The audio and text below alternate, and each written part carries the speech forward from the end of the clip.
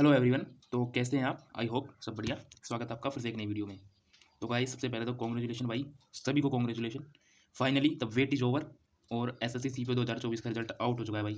आप मेरी पीछे की हिस्ट्री उठा के देख लेना इस चैनल की, न जाने मैंने कितनी वीडियो बनाई है भाई। लगभग 3-4 मंथ से मैं कंटिन्यू इस टॉपिक पे वीडियो बना रहा हूँ भाई। एक तो मतलब प्लस पॉइंट क्या था कि मैं भी इससे जुड़ा हुआ था, तो मेरी मेरी भी नॉलेज गेन हो जाती थी, मुझे भी पता इंटीमेशन लग जाती थी, तो उस वजह से भी मैं इस टॉपिक पे ज़्यादा वीडियो बना रहा था। बाकी फाइनली कल रात वेट इज ओवर भाई। जस्ट मतलब रक्षाबंधन से पहले आपका रिजल्ट दे दिया भाई। बिग कॉन्ग्रेचुलेशन भाई सभी को जिनका सिलेक्शन हुआ है, और जिनका नहीं हुआ होप फॉर द बेस्ट। आपका सीपीओ 2025 वो भी आ रहा है, तो उसकी प्रिपरेशन कंटिन्यू कीजिए भाई जिनको सीएपीएफ में जाना है। बाकी सीजीएल का एग्जाम भी पोस्टपोन हुआ है भाई, कल नोटिस आ गया था उसका भी। तो दोनों टॉपिक जो मतलब मेन चीज़ थी भाई, एक तो सीजीएल का 2025 का पोस्टपोन, जो ये डीओपीटी में बात हुई थी टीचर्स की, और एक सीपीओ 2024 का रिजल्ट, तो दोनों चीज़ें आउट हो गई है भाई, है ना। तो ये बहुत बड़ी सफलता है, मतलब जो टीचर्स ने बात करी है वहाँ पे जाके। सारे टीचर्स का पहले तो भाई कांग्रेस, मतलब उनको भी धन्यवाद है भाई कि उन्होंने इतनी मदद की है हमारी आगे आगे आके। और देखिए भाई ये सीधी बात यह है कि उनका अधिकार भी था भाई, और ये हमारा हक था कि हम उनसे बोले कि आप हमारी मदद करो, क्योंकि देखिए जिनसे हम पढ़ते हैं टीचर्स है, गुरु है हमारे, तो उनको तो भाई हमारा साथ देना होगा ना। जब स्टूडेंट के साथ अगर टीचर्स नहीं देंगे तो और कौन देंगे।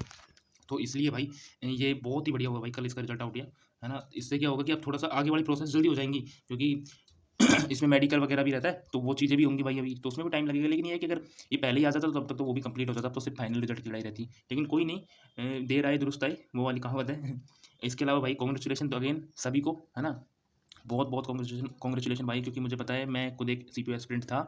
कितना वेट किया है भाई, डेली फ़ोन उठाना, सुबह से लग जाते थे भाई, सुबह से डेली सारे ग्रुप्स में देख रहे हैं भाई, कुछ आ रहा है क्या, कुछ अपडेट आ रही है क्या। हकीकत है ये ह्यूमन टेंडेंसी है। देखिए भाई मैं ये नहीं बोलता कि मुझे सब पता है, वो चीज़ें हैं, लेकिन ह्यूमन टेंडेंसी है भाई कि आप चेक करते रहते हो, और कभी रात में चेक करते रहते हो। किसी ने झूठी ऑफ भी दे दी ना, किसी ने ग्रुप में वैसे ही फाल्सली टाइप कर दिया कि भाई आज रिजल्ट आ रहा है, तो सारे दिन लगे रहना कि भाई आज रिजल्ट आ रहा है देखते। तो वो चीज़ें हैं भाई। और कितना टाइम आपने फ़ोन की स्क्रीन पे दिया होगा आप सोचो। आपकी हिस्ट्री उठा के देखना सीपीयू का, आप मेरी फ़ोन की हिस्ट्री उठा के देख लेना। सीपीयू को मैंने इतनी बार सर्च किया है, बहुत मतलब ये बहुत मच अवेटेड रिजल्ट था भाई, ये मच अवेटेड बोलते हैं ना, वो सीन था इसमें तो। लेकिन कोई नहीं भाई, देखिए अब वो वेट खत्म हुआ है ना। वो तो बहुत बहुत मतलब कॉन्ग्रेचुलेशन अगेन। और सबसे पहले तो भाई दोनों टीचर्स गोपाल वर्मा सर, और इधर रैंकर्स गुरुकुल के प्रशांत सोलंकी सर, है ना। तो इनको भी भाई बहुत बहुत धन्यवाद, है ना। क्योंकि अभी जो ये मुहिम थी ना, जब ये मुहिम ने जोर पकड़ा था भाई, पहले तो क्या स्टूडेंट्स ही जाते थे प्रोटेस्ट पे, लेकिन जब से टीचर्स दोनों साथ आए, जैसे गोपाल वर्मा सर ने पहले ट्विटर ट्रेंड करवाया था, उसमें बहुत सहयोग किया था भाई। तो उससे भी देखिए चीज़ें कहीं न कहीं तक गवर्नमेंट तक तो पहुँचती हैं। आप कुछ भी सोशल मीडिया पे एक्टिविटी कर रहे हो, आपका नंबर ट्रेंड कर रहा है, तो वो चीज़ें भाई इनके लिए भी इन्होंने पूरी मदद की। इसके अलावा फिर फिजिकली अगर आपको जाना हो तो गोपाल वर्मा सर भी गए थे, प्रताप सोलंकी सर भी गए थे भाई। दोनों टीचर्स फिजिकली एसएससी हेडक्वार्टर गए थे। उन्होंने फिजिकली अपना नोटिस सबमिट कराया था कि भाई हमारे बच्चों की ये डिमांड है, और इतने दिनों से रिजल्ट को रोक के रखा है। जो भी 44 कैंडिडेट्स हैं, जिसमें से भी शायद तो 97 या 78 इतने कैंडिडेट्स हैं, तो उनकी वजह से आप 22,000 कैंडिडेट्स को रोक के रखे हो। तो जब डीओपीटी मिनिस्टर में ये वाली बात गई थी, जब बाकी टीचर्स ने, चाहे वो नीतू मैम हो, अभिनय सर हो, या फिर राकेश यादव सर हो, जब इनकी मीटिंग हुई थी, तो इन्होंने यही बात बोली थी कि आप 18 महीने से रिजल्ट को रोक के रखे हो, जिसमें कुछ कैंडिडेट्स का केस है, तो आप उनको उनकी सीट को होल्ड पे रखिए, बाकी का रिजल्ट निकालिए। तो डीओपीटी मिनिस्टर को भी ये वाली बात बिल्कुल तर्कसंगत लगी। उन्होंने तुरंत बोला था कि भाई आप इनका पहले रिजल्ट निकालो, ये बाकी चीज़ें हैं जितनी है उनको सीट पे उनकी सीटें होल्ड पे रख लो। तो वो वाला वही वाला सिनेरियो अपनाया एसएससी ने, और सभी का रिजल्ट निकाल दिया भाई। पहले इन टीचर्स का भी भाई बहुत बहुत धन्यवाद, क्योंकि सब देखिए जिसने भी सीपीओ में मदद की है ना भाई, सबका कॉन्ग्रेचुलेशन है। चाहे वो पर्दे के पीछे हो या पर्दे के आगे हो, कई सारे लोग हैं जिन्होंने पर्दे के पीछे से मदद की है, तो उनका भी बहुत बहुत कॉन्ग्रेचुलेशन भाई, है ना। उनका बहुत बहुत धन्यवाद, रेस्पेक्ट फॉर देम। आप देख सकते हैं, अब आसानी सर है भाई, उन्होंने पूरी डीओपीटी में मीटिंग अरेंज की थी। लेकिन ये है कि थोड़ा जब ये कंट्रोवर्सी चलती है ना, तो उसमें थोड़ी दिक्कत थी, लेकिन बाकी अभी अपना मेन जो ये था ये वाला आउट हो गया। अब भाई अब इसके बाद नेक्स्ट आपका है स्टेप मेडिकल, है ना। सबसे पहले तो भाई अब आपको ना सबको फोकस करना है मेडिकल के ऊपर, है ना, क्योंकि ये वाला थोड़ा टाइम क्रूशियल रहेगा, 10-15 दिन का। इसमें अपने आप को मैनेज रखना है, ठीक है, क्योंकि आपकी आई साइट वेट का चेक करवा लेना, प्री मेडिकल करवा लेना, है ना, जिसको कुछ दिक्कत हो। बाकी आई साइट को ठीक रखो। और देखिए मैं बता देता हूँ ना, ऐसे मैं बोल रहा हूँ इस पर, तो उसको थोड़ा इतना सीरियसली मत लेना, लेकिन ठीक है कि मैंने दिया है, मुझे एक्सपीरियंस है, लास्ट ईयर मैंने दिया था। तो देखिए चीज़ें है ना इतनी भी टफ नहीं है जितनी आपको लगती है, क्योंकि जो सीपीओ का मेडिकल है उसमें जो मतलब बॉडी चेकअप होता है नॉर्मल है, अगर वो आपका ठीक है तो कोई दिक्कत नहीं है। बाकी आई साइट है, तो उसका क्या है कि आपने देखोगा कई सारे एग्जाम्स होते हैं जिनमें आई साइट को केवल मशीन से ही मेजर करते हैं, वैसा कोई अदर सीन ही नहीं होता। तो इसमें कोई दिक्कत नहीं है, आप नॉर्मली अगर पढ़ दोगे ना उसको, लेकिन नीचे वाली लाइन है उसको रट लेना, ठीक है, वो याद हो जाती है। बाकी मैंने इसके अलावा इस पर वीडियो बना भी रखी है पहले मेडिकल के ऊपर, आप मेरा चैनल विजिट करके देख सकते हैं, मैंने पीछे बना रखी है। और उसका अगर लिंक है वो मैं इसमें पिन करवा दूंगा, तो वो आपको ईजी रहेगा, आप देख लेना। मैंने 2 वीडियो बना रखी है इससे पहले, तो वो आपको सुविधा रहेगी उसमें। बाकी नॉर्मल होगा भाई अपना, अभी जैसे जिनका वेट ज़्यादा है वो थोड़ा अपना कंट्रोल कीजिए, बाकी थोड़ा स्क्रीन टाइम कम कीजिए, ये रहेगा। और ठीक है, आपका मेडिकल जल्दी भाई, अभी तो देखिए ना, पूरा ध्यान फोकस पे मतलब मेडिकल में होना चाहिए। इसके अलावा अब इसमें ये रहेगा कि एक्सपेक्टेड मेडिकल डेट्स क्या हो सकती है ना, तो भाई देखिए मुझे जहाँ तक पता है, मेरे सोर्सों के हिसाब से मुझे लग रहा है कि आपका सेप्टेम्बर फर्स्ट वीक है ना, इसमें स्टार्ट हो जाएगा। तो मतलब आपके जो एडी वो मेडिकल के जो सर्टिफिकेट एडमिट कार्ड, वो शायद इस मंथ के एंड तक आ जाएंगे ना। तो शायद इस मंथ के एंड तक है ना, आपको एडमिट कार्ड आ जाएगा मेडिकल का, और फर्स्ट वीक में आपका स्टार्ट हो जाएगा, सितंबर फर्स्ट वीक में। ये लगभग पॉसिबिलिटी है भाई, अभी मैं भी कंफर्म नहीं कर रहा इस चीज़ को, लेकिन पॉसिबिलिटी मैक्सिमम इसी की है। और 1 मंथ तक आपका वो चलेगा मेडिकल, क्योंकि 20-22 हज़ार कैंडिडेट्स हैं, तो टाइम लगता है भाई। एक दिन में समथिंग 400 बच्चों का होता है, 400-500 का एक सेंटर पे।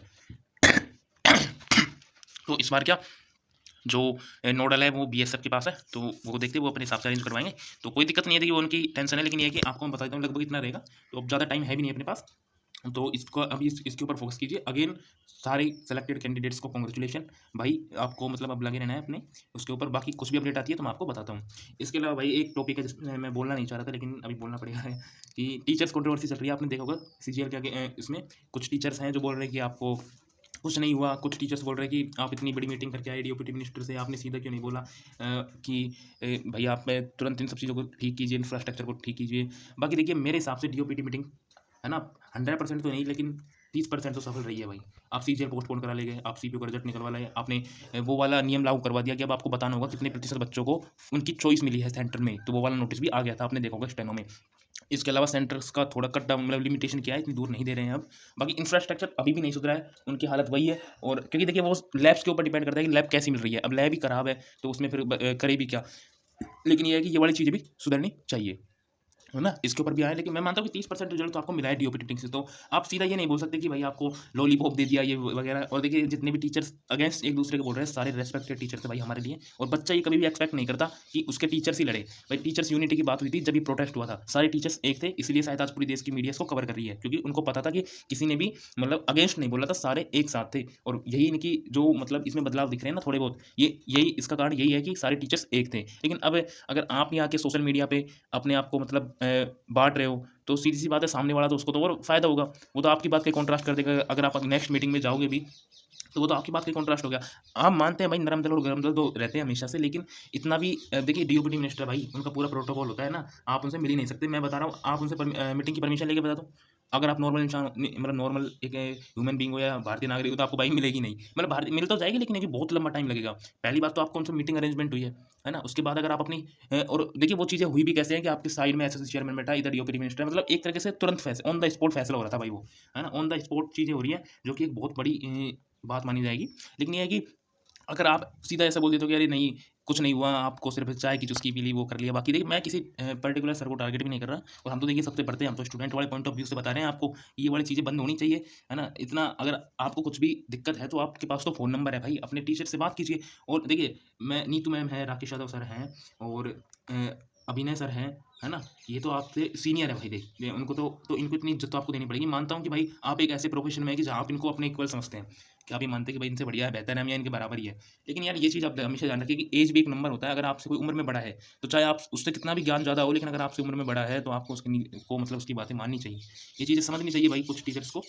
बाकी मैं किसी पर्टिकुलर का नाम भी नहीं लूँगा, सभी देखिए अभी चेंज बदलाव आ रहे हैं, और देखिए बदलाव एकदम से नहीं आता, धीरे धीरे ही होता है। अगर ऐसा ही होता तो महात्मा गांधी जी 1917 में ही, 1920 में ही, 1930 में ही अपन को आज़ादी दिला चुके होते। लेकिन परिवर्तन धीरे धीरे आता है, वैसे ही आएगा भाई। ये अभी चल रही है प्रोसेस है, और ठीक होंगी, दोबारा मीटिंग अरेंजमेंट होगी, नहीं होगा तो सब यहीं पे है। लेकिन अपने आप को एक दूसरे को कोसना ये थोड़ा बंद करना चाहिए। कोई बात नहीं भाई, नेक्स्ट शायद टीचर्स हैं वो हमसे बेहतर समझते हैं क्या करना है। लेकिन अगेन भाई सभी को कॉन्ग्रेचुलेशन, है ना, बिग बिग कॉन्ग्रेचुलेशन भाई। और अब तो बस होप है कि जल्दी इसका मेडिकल की डेट्स आउट हो, और इस वीक के अब लग रहा है कि जल्दी आउट भी हो जाएंगी, है ना। और जब भी अपना भाई जब भी मतलब ये इसका फाइनल रिजल्ट आएगा, जब और खुशी होगी भाई उस चीज़ की।